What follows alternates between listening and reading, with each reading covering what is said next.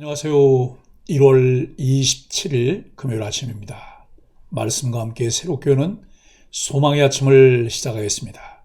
토저는 십자가의 기독교는 세상 비위를 맞추려 아첨하지 않는다라고 이야기합니다.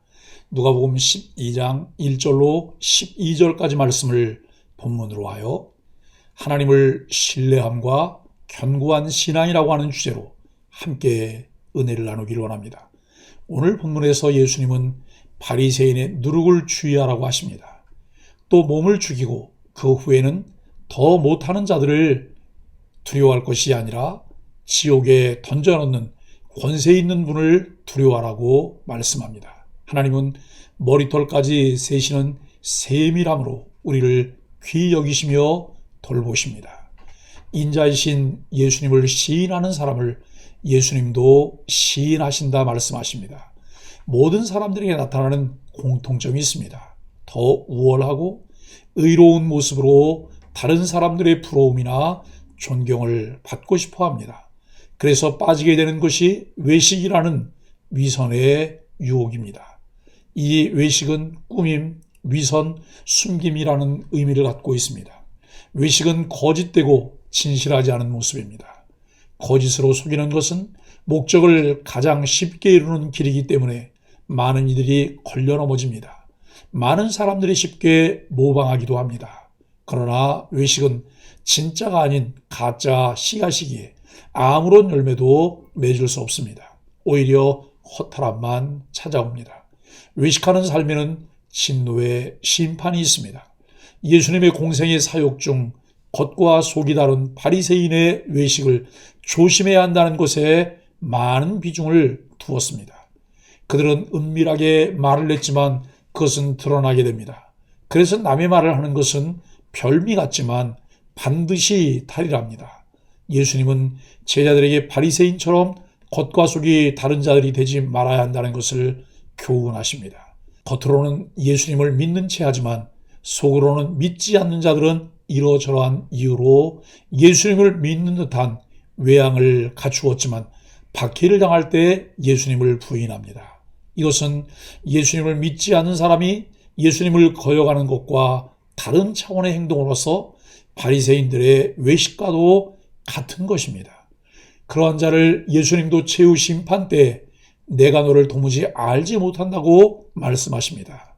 자신은 무엇을 하였다고 말하지만 예수님은 그를 모른다고 말씀하십니다. 그렇게 된다면 겉으로는 그리스도인이지만 속으로는 그리스도인이 아닌 외식은 성령을 모독함에 해당됩니다.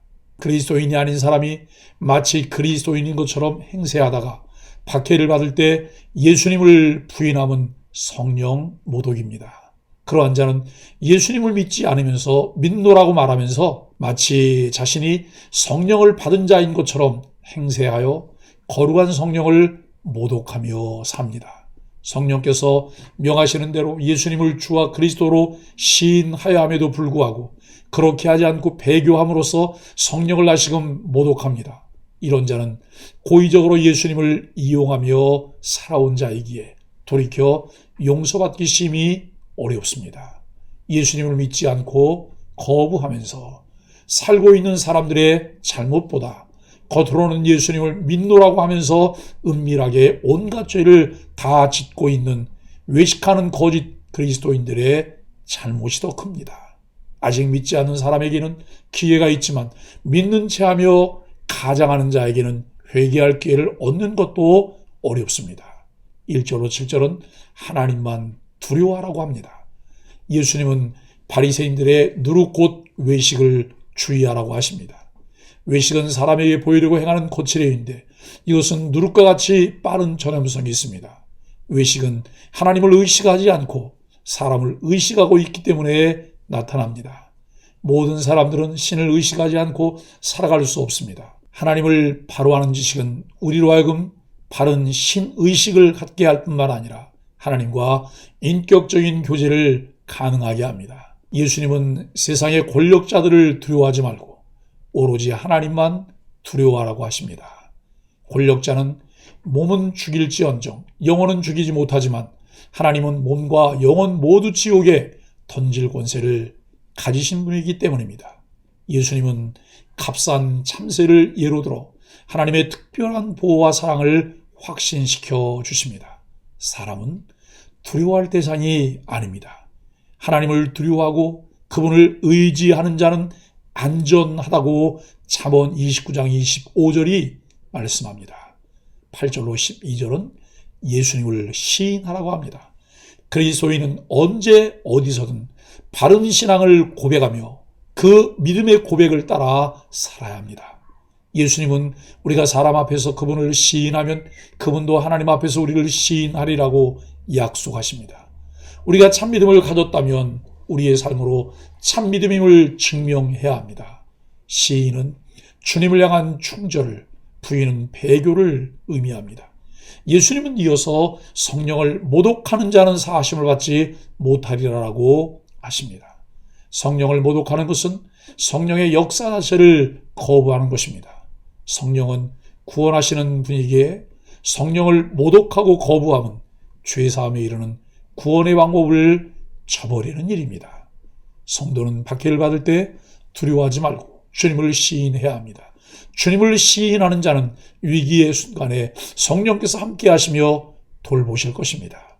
사랑하는 소망의 가족 여러분, 복음에 합당한 그리스도인으로 사는 것은 하나님을 신뢰하는 것이며 대적자들을 두려워하지 않고 동역자들과 일심으로 협력하는 삶입니다. 하나님을 신뢰하십시오. 우리의 신앙의 뿌리가 견고하게 내려져서 어떤 상황에서도 요동하지 않는 그리스도인으로 살게 됩니다.